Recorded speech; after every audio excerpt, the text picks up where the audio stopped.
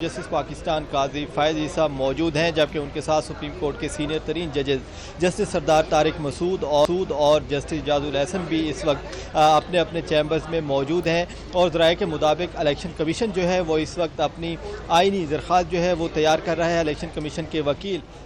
दरख्वास्त तैयार कर रहे हैं, जो कि लाहौर हाई कोर्ट ने फैसला दिया था आरओज़ और DROज़ की तैनाती कलअदम करार देने के हवाले से। उन लाहौर हाई कोर्ट के फैसले के खिलाफ ये दरख्वास्त जो है सुप्रीम कोर्ट में दायर की जाएगी। और ज़राए के मुताबिक आज ही सुप्रीम कोर्ट में इस दरख्वास्त पर समाअत जो है वो भी मुतवक्के है। ताहम अभी दरख्वास्त की तैयारी का जो मरहला है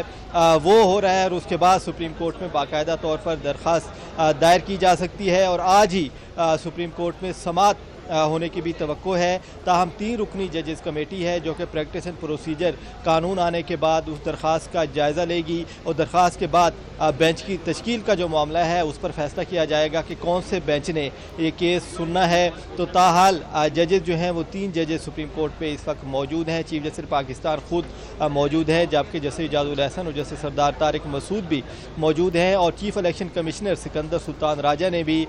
तमाम सुप्रीम कोर्ट के जो 2 सीनियर तरीन जजेस हैं और चीफ जस्टिस पाकिस्तान से मुलाकात की। और अटार्नी जनरल को भी तलब किया गया था। अटार्नी जनरल से भी इंतखाबी सूरत हाल के हवाले से ब्रीफिंग ली गई है। और ज़राए के मुताबिक पहले चीफ जस्टिस पाकिस्तान ने अपने दोनों सीनियर जजेस से मुशावरत की, जिसके बाद चीफ इलेक्शन कमिश्नर को तलब किया गया और उसके बाद अटार्नी जनरल को भी तलब किया गया। और लाहौर हाई कोर्ट के फैसले के बाद जो इंतखाबी सूरत हाल बन चुकी है, जिसमें इलेक्शन कमीशन ने रिटर्निंग अफसरान की तरबियत का जो अमल था वो रोक दिया था, तो उस हवाले से चीफ जस्टिस पाकिस्तान ने ब्रीफिंग ली है चीफ इलेक्शन कमिश्नर से और अटार्नी जनरल से। और मौजूदा जो अब सूरत हाल है उसके मुताबिक इलेक्शन कमीशन जो है वो दरख्वास्त की तैयारी कर रहा है लाहौर हाई कोर्ट के फैसले के खिलाफ, क्योंकि 16 तारीख आप हमें ये बताइएगा कि इलेक्शन कमीशन ने मुलाकात की है सुप्रीम कोर्ट में जजेस के साथ, जिनमें चीफ जस्टिस भी शामिल थे। लाहौर हाई कोर्ट की जानिब से जो उबूरी हुक्म आया उसके बाद ये मुलाकात हुई, तो बजाय इसके कि कोई दरख्वास्त दायर की जाती, उस पर समाअत होती, उस पर ये सारी डिस्कशन होती, दलाइल दिए जाते, मगर उससे पहले ये मुलाकात हुई और अब दरख्वास्त ड्राफ्ट की जा रही है जो कि लगेगी। और ये रूटीन में क्या टाइमिंग्स होती हैं सुप्रीम कोर्ट की, वो भी बताइएगा, क्योंकि आज ऐसा लग रहा है कि दरख्वास्त लेट हो गई है तो शायद टाइम भी बढ़ जाएगा आज सुप्रीम कोर्ट का और दरख्वास्त ले ली जाएगी और फिर समाअत भी शुरू हो जाएगी, आप कह रहे हैं। जी,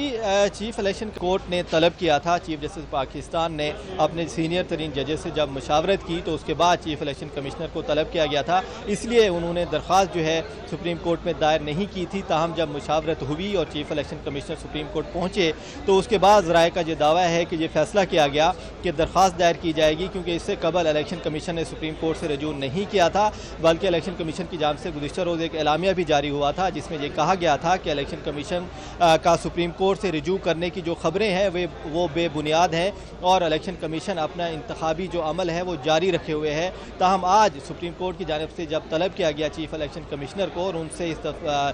ये पूछा गया होगा कि इंतखाबी जो अमल है वो क्यों रुका है और रिटर्निंग अफसरान की जो तरबियत थी वो क्यों रोक गई है, क्योंकि अगर रिटर्निंग अफसरान की तरबियत रोक दी गई है तो इसका मतलब है कि शेड्यूल जारी नहीं हो सकेगा, क्योंकि शेड्यूल जो है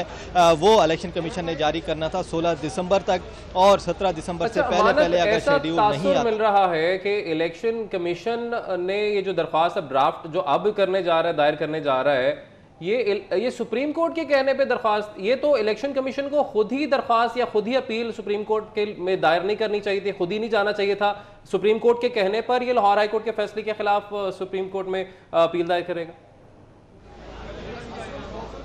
जी, सुप्रीम कोर्ट का चूँकि फ़ैसला मौजूद है जिसमें 8 फरवरी को इंतखाबात का हुक्म दिया गया था, तो इलेक्शन कमीशन की ये ज़िम्मेदारी है कि वो 8 फरवरी को इंतखाबात जो है वो यकीनी बनाए। और इलेक्शन कमीशन की ज़िम्मेदारी थी कि अगर लाहौर हाई कोर्ट ने ऐसा फ़ैसला दे दिया था जिससे इलेक्शन का अमल रुक गया था तो इलेक्शन कमीशन को सुप्रीम कोर्ट से खुद रजू करना चाहिए था। ताहम इलेक्शन कमीशन हुकाम की जानिब से सुप्रीम कोर्ट से रजू नहीं किया गया और आज सुप्रीम कोर्ट ने खुद चीफ इलेक्शन कमिश्नर को तलब किया, तो ये कहना गलत नहीं होगा होगा कि सुप्रीम कोर्ट के बुलाने के बाद ही इलेक्शन कमीशन हरकत में आया है और इलेक्शन कमीशन की जानिब से अब जो है बताया जा रहा है कि दरख्वास्त भी तैयार की जा रही है, जो कि आज ही दायर किए जाने की तवक्को है। चूँकि अदालती वक्त जो है वो ख़त्म हो चुका है, अदालती वक्त आज जुमा था, तो आज जो है 1 बजे सुप्रीम कोर्ट से जो अदालती अमला होता है वो चला जाता है। ताहम गैर मामूली हालात में अमला जो है उनको फौरी तौर पर वापस भी बुला लिया जाता है, क्योंकि